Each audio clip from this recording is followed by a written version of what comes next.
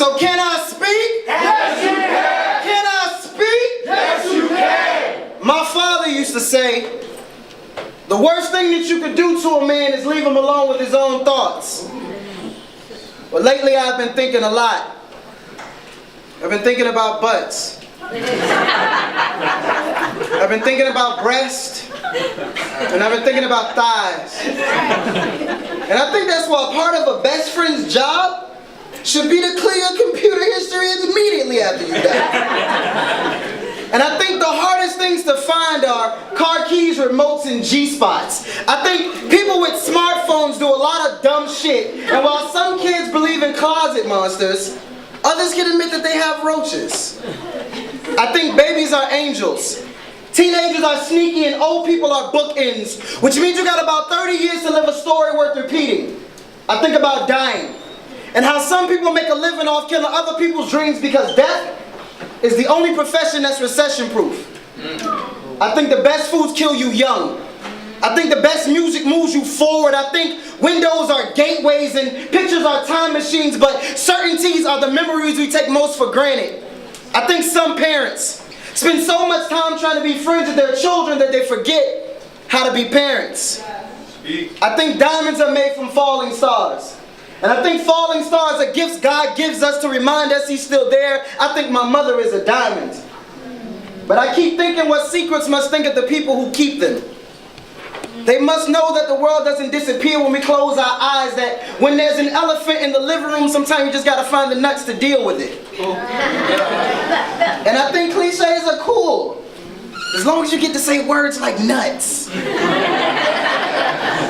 I think the worst feeling is nearly falling from a chair. No. I think the worst feeling is the laptop dying on page 14 of a 15-page paper.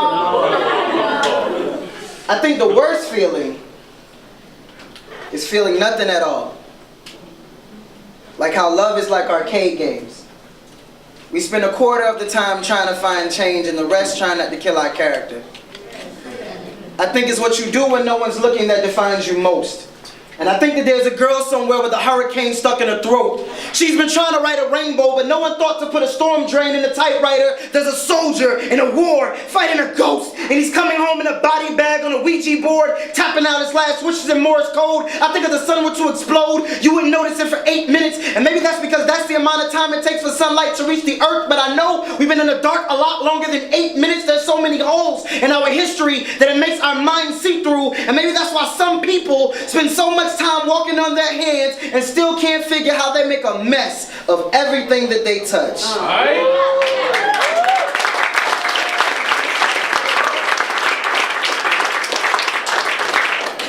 It is most definitely possible that I'm alone far too much. But it's a lot more likely that I spend so much time in my head because I'm convinced that this is the only place where the people make sense. It's where my broken pieces mend. Where my bad decisions become friends and make plans to grow up and be good ideas someday. There are some days when I want to be a genius by accident. And there are some days when I worry that I think so loud, people may hear how I really feel about them. If you could see what the voices know about me, you'd think me a liar, but I'm not. I figure maybe I'm just like this because all the good addictions were taken. On a day when our crack pipe broke, I started thinking out loud and I'm still nervous about it, so be careful how you handle my private parts. My mind may be a fickle thing, but it's mine, so don't judge me about it. I'm not the hand that didn't reach back. I was busy holding on to the person closest, and I'm going to keep it that way because thinking this way keeps me sane. And I'm so glad that my father had it backwards when he was talking to me because I like cliches. And I'm so glad that these nuts fell far from the tree.